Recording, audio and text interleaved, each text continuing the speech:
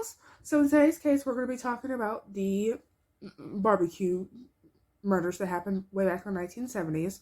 I don't know if any of you are familiar with this case. There's currently a book out about it called Bad Blood. I should leave the Amazon link down below. I personally haven't read it, but it basically gives like the inside details of the crime. And so there's a lot of information for this one. So let's just go ahead and get started. But if I lay down and I play dead and I stay dead, baby, you'll get sick of being the monster out of my head, under my bed. Think you're something out of my nightmares, standing right there. But if I lay down and I play dead and I stay dead, then will you get bored of killing me? And so, of course, the story starts with Marlene Louise Olive. She was born on January 14th, 1959, to an unwed mother. And, back then that was kind of seen as like a big no-no. So pretty much almost right away she was put into adoption. And she got adopted by this married couple who'd been unable to have a child, and they were like in their 50s. James Fenton Olive II was born on March 19th, 1916 in Austin, Pennsylvania. While Jim was actually serving for World War II, he would actually meet Naomi and end up getting married soon after they met. Naomi Eleanor Wager Olive was born in 1923 in Cuba, New York. Jim would eventually become a marketing executive for companies dealing with the Gulf oil. Marlene was actually said to be very close with Jim, but not with Naomi. They would actually move to Panama like sometime shortly after the World War II ended. For the first 6 months of Marlene's life, Naomi would always approach her with a gauze mask and was always expecting everyone else to do the same. She would always sterilize everything that Marlene touched. Don't touch me, I'm sterile! When Marlene was 10, she actually found some adoption papers and, of course, asked Jim what adoption meant. They then told her. And so then around 6th grade, she apparently had a teacher that was pregnant, and the class was currently discussing motherhood. Marlene actually said that she hated Naomi and wanted the teacher to help her find her real mother, and she didn't want to wait until Marlene was 21 like Jim had promised her. Jim would often lose jobs in the first 14 years of Marlene's life, but luckily he was always able to find another job to bounce back. But unfortunately, those jobs would require her to move, and so he would end up moving from like Colorado to New Mexico, then back to Ecuador, before finally settling in Terra Linda in March of 1973. Marlene was scared to leave her safe place in Ecuador to go to the drug-infested United States, because keep in mind this was the 70s. She unfortunately would create friends in Terra Linda that were doing drugs, and so eventually, as a result, she of course started doing drugs herself. Naomi's she was like an alcoholic, and her condition was getting worse, and so she would be having conversations with imaginary people. Imagination. She would also accuse Jim of cheating, which as far as we know, he wasn't cheating because he was always at work providing for the family. They seemed to get her some fish in order to calm her down, and apparently it worked, but she seemed to have rather wanted to interact with the fish than to interact with her own adopted daughter. And so, of course, Marlene and Jim's relationship was still close, even though he was working all the time, so it kind of seemed like they were drifting apart. Marlene, in an attempt in order to impress her classmates, she had told them that she was a witch and that she was a member of the Church of Satan, and that she had actually starred in a pornographic movie back in South America. Stop it. Get some help. She would also claim that Jim was actually in charge of the drug trade in Ecuador, which as far as we know, that actually wasn't even true. And so then, of course, she hits high school, because when she moved into Terra Linda, she was like in the 8th grade. And so when she hit high school, that's when the self-destructive habits like really started. And so her friend group apparently was practicing Satanism, skipping school, apparently having abortions, somehow without the parents knowing, going to concerts and hanging out with black men. Jesus Christ. And so while Marlene is only like 15 around the time this happens, apparently she would dress how you would expect a prostitute to dress. And her favorite piece of clothing was like some pair of like really revealing shorts that of course angered Naomi. She would actually get caught for shoplifting, but was bailed out, but not before causing like more problems between her and Naomi. And so because she had shoplifted, she was not allowed to go to a cousin's wedding. So of course Marlene didn't like this, and she argued that her real mother would let her go. And so Naomi, being the mentally unstable person she is, she basically says that her real mother was a whore and that she was going to end up being like Marlene was ended up being like her real mother. Okay, yeah, fucked a lot of people, so what? It is even said that sometime after that, Naomi had actually gotten naked and started making like lewd gyrations in order to like imitate Marlene's birth mother. So in 1974, it's still 15, she apparently was having her first LSD trip on the school, like on the field at her high school. And apparently she was getting made fun of because apparently it was like a bad trip. And so then like 19-year-old Charles, also known as Chuck Riley, steps in and basically defends her. And so a little bit about Chuck. Chuck was born in 1955. He had a mother who worked from home and a father who worked at a grocery store. He would often go fishing with his father, and apparently the place where they went fishing at was right next to the San Quentin prison. And so anytime like a child was bad, and not just like him, but apparently like the kids that lived nearby too, like anytime a child was bad, they would point over to the jail and said that's where he was heading, which of course I don't think he knew that his child would actually end up there, but you'll see that later in the story. And so as far as siblings, he was said to have a younger brother and sister. He loved animals and was seemed to be a very sweet child, but sadly he was like overweight, and so he was made fun of for it. And so this resulted in him hanging out with younger kids, and then he basically started smoking marijuana before he even hit the 7th grade. I'm Mary Jane. Like, that is my favorite name. Really? Yeah. Later on, he will be using alcohol, cocaine, and hallucinogens. He really didn't do this for like the thrill of stealing. It was more for like the acceptance of his peers as to why he was doing this. He was said to have dropped out of high school his junior or senior year. Since his dropout, he would become a delivery man, a bartender, and actually work in a factory. And so, of course, he would resort to selling drugs to the high school students. Marlene was actually said to be the first girl that he was ever in a relationship with, so he basically fell hard for her, I guess you could say. She took this to her advantage and got free drugs out of him and got free rides to like whenever and wherever she wanted. Unfortunately, the relationship would turn sexual, as you can imagine. What's going on? Y'all are going to jail! Period! Of course, remember, Chuck had weighed like around like 300 pounds at this time. Damn! And so, of course, Marlene wasn't attracted to him. As if. However, she did like that she was able to take whatever she could get out of him. And so that's pretty much the reason that she kept him around. And the best part of this plan is, no one can stop me. She was said to actually beat him and bite him, and to carve her, actually said to have carved her initials into his shoulders. He had her take explicit photos of herself. Like, he took explicit photos of her, and under the intention that it was going to be sent into Penthouse, which is an X-rated magazine. And keep in mind, Marlene is still a minor. What's going on? Y'all are going to jail!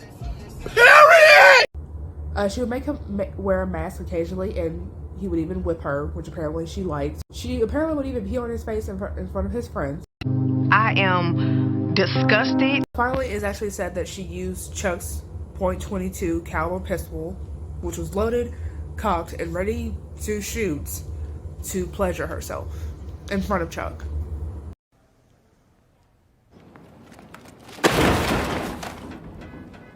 After he started dating Marlene, Chuck actually went from being like happy and upbeat to being quick to anger and ripping off people in his drug deals, and was actually even carrying weapons. You can all judge me if you want, but I do not care. I have never, ever been happier.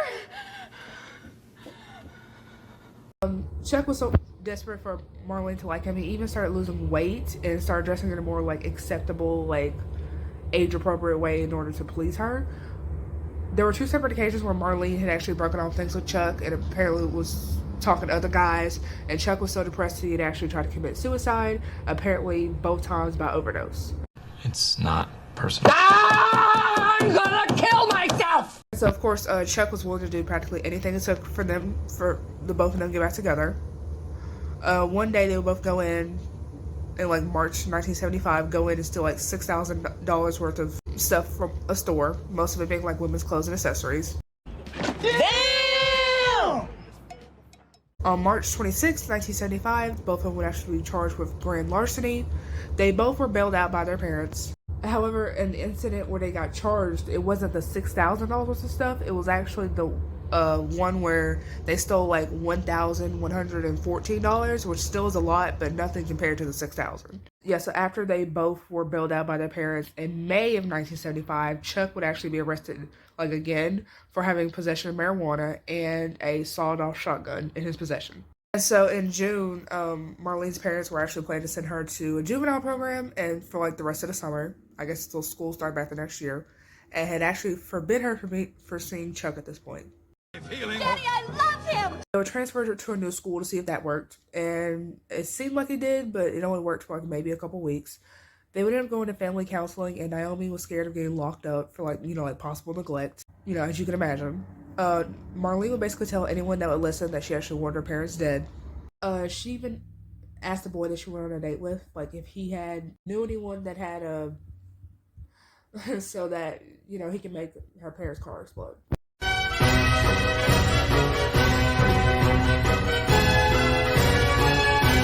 She also considered poisoning them and pushing them off the cliff of her car, which I don't know how she did that by herself, but okay.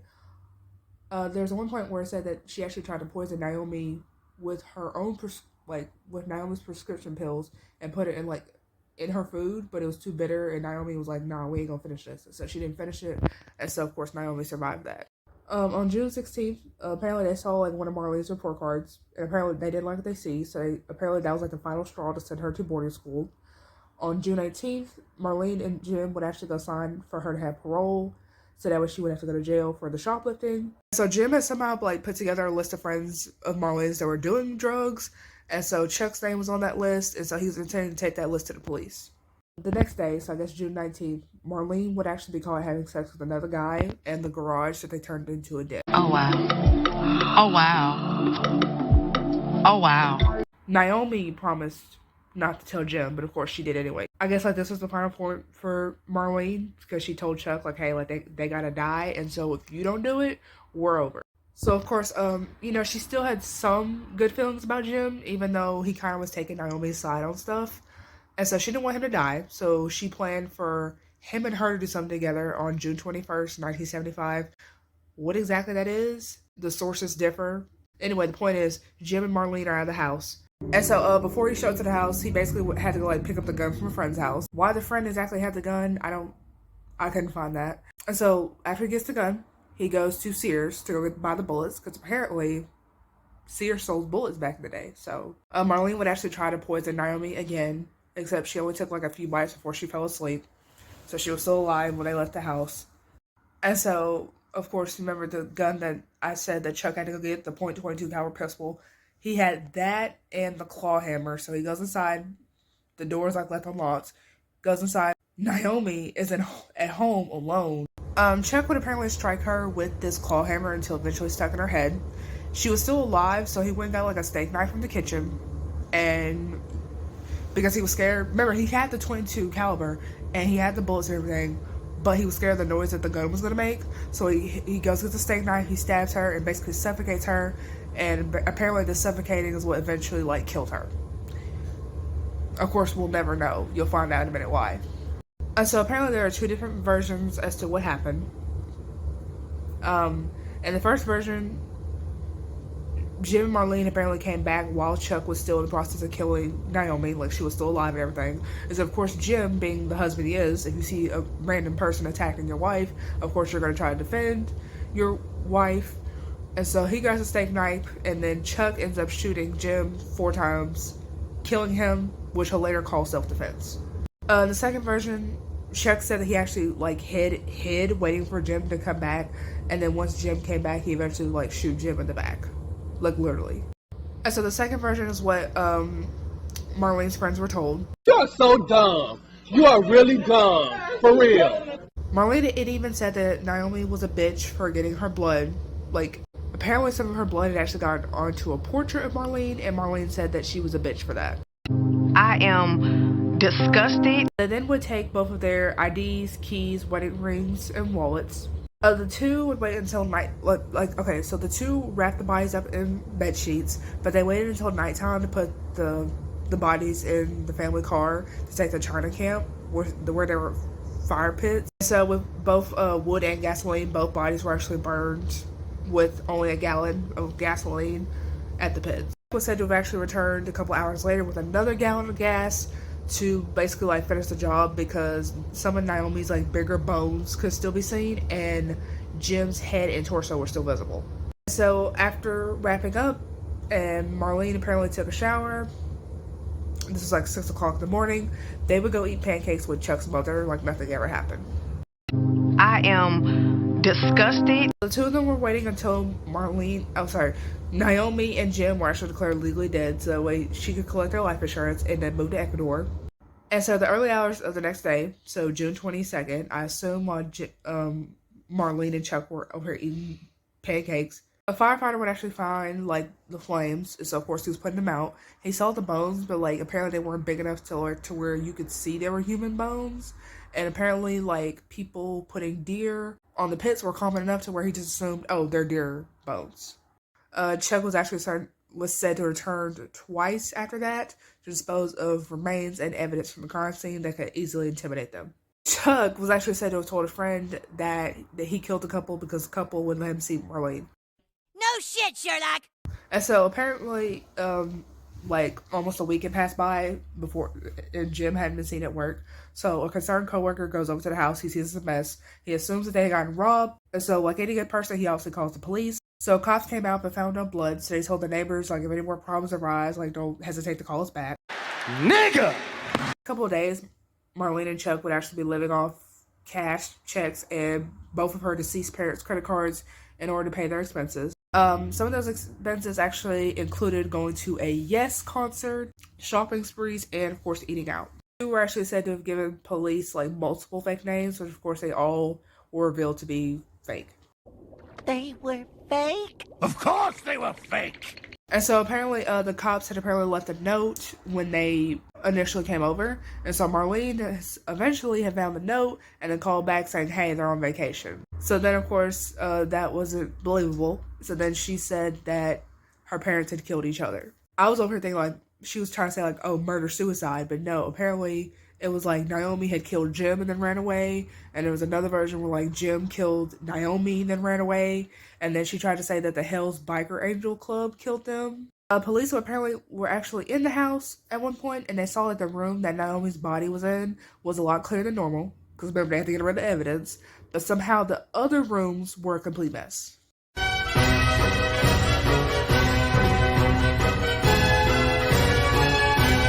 Police then decided to question her friends, one of whom was named Sharon, who would lie to them before asking for a lawyer. After getting her a lawyer, like she asked for, she would even claim that she helped like clean up the evidence.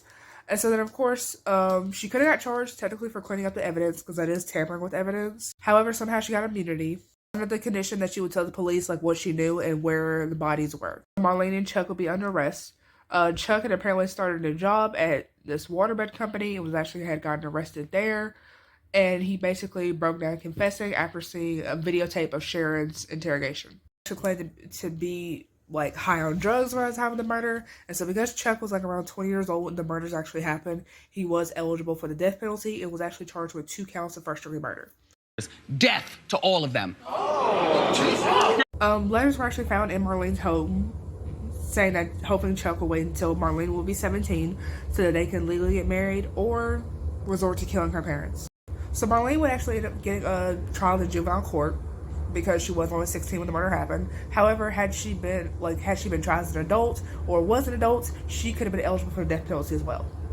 And so, of course, she was tested by a psychiatrist, but of course, she was incompetent. And so, while apparently in prison, she had done some research and found out who her biological mother was, and that her biological mother wasn't actually a prostitute, but apparently had gotten pregnant by a sailor on leave. And remember back then, like, unwed pregnancy, that was obviously a big no-no. So that's why she was put into adoption. She get charged like 4 to 6 years to be spent at the California Youth Authority. And she was said to be released at 21, unless, of course, she was deemed not to be ready to be released, and at which she would be released at age 23. Oh, hell no! This trial would actually last like 7 weeks, starting on October 30th, 1975. It was difficult for his lawyer, like his defense lawyer, to defend him because he did confess his involvement. They even claimed that Marlene had actually basically put a spell on him. And so in order to prove that Marlene apparently had like some control over Chuck, they played tapes of Chuck being hypnotized in court. Apparently they did it multiple times to the point to where multiple jury members had actually fallen asleep while watching the tapes.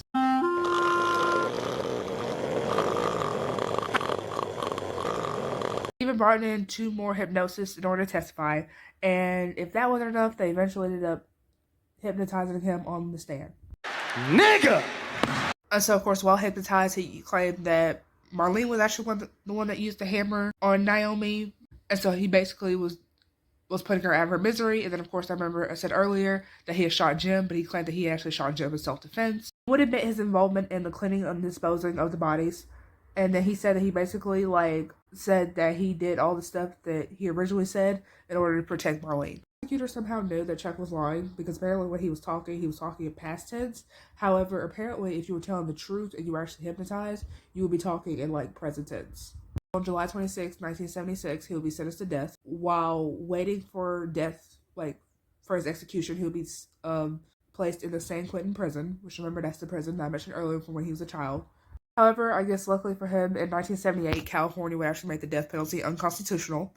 And so because of this, he was given a life sentence, 2 life sentences with a possibility of parole after 7 years. Bitch, I know you fucking lied. I know you fucking lied. Said to have escaped a couple weeks before her sentence was even over. And so she somehow ended up getting all the way up over to New York and ended up becoming a prostitute and having a drug addiction, which led to her eventual arrest and capture. And so obviously she was returned back to California, and then she was released back to society in 1980 when she was 21 years old. Oh, hell no! Apparently in 1980, sometime after Marlene had gotten released, she went to go visit Chuck. Apparently they had a 5-hour phone conversation, and Chuck would actually say that would probably be the last time they ever saw each other again. And so as far as we know, that actually is the last time they ever contacted each other, so I guess he was right. She would eventually end up moving into LA and would get arrested at least several times within the next decade, mostly for forgery and drug-related charges. Along with 13 other people, Marlene would actually be arrested for a large counterfeiting ring that happened in the San Francisco Valley in 1986. Marlene was actually said to be the leader of this group, which doesn't surprise from what we know, but somehow only got 5 years. What will you learn? What will you learn? That your actions have consequences! In 1992, she would be arrested for making fake financial statements. In 1995, she was arrested for having a forged driver's license. In 2003, she'd actually tried to pass a bad check and was arrested and sentenced to 7 years. So all this time while Marlene is out here living her life of crime, Chuck was actually being a productive member of society. He had slimmed down to 190, which is the skinniest he'd been in years, apparently. He went and got his high school diploma and a college degree, the Bachelor of Science in Business Administration. Took classes in vocational draft, milling machine operator, tool grinding operator, and lathe operator. Chuck would actually get married in prison for the first time when he was 29. The marriage was said to have only lasted a year before, a divorce, and so he ended up getting remarried again when he's 31. However, sadly, that marriage only lasted a decade before the wife ended up dying of breast cancer. He has been a member of Narcotics Anonymous since 2008. In 2011, he had a parole hearing. He was asked what his involvement was, and so of course he admitted, since that was his first girlfriend, he was desperate to do whatever it took to keep the relationship alive. Up until 2014, he had, of course, applied for parole multiple times, and so of course he had been denied parole all those times. However, on February 6, 2015, he was granted parole, but the governor was like, yeah, no. Of course, Chuck would appeal, and then he ended up getting granted parole on December 9th, 2015, 6 days after the California Court of Appeal would vacate the judge's sentence. And so as of right now, neither of Chuck nor Marlene's whereabouts are exactly known. Oh, hell no! And so that's another episode of Fatal Female Friday. The infamous barbecue murders from the 1970s. I hope you guys learned something new, and I will see you Fatal Females in the next one. Bye. But if I lay down and I play dead and I stay dead, maybe you'll get sick of being the monster out of my head, under my bed, think you're something out of my nightmares. See me right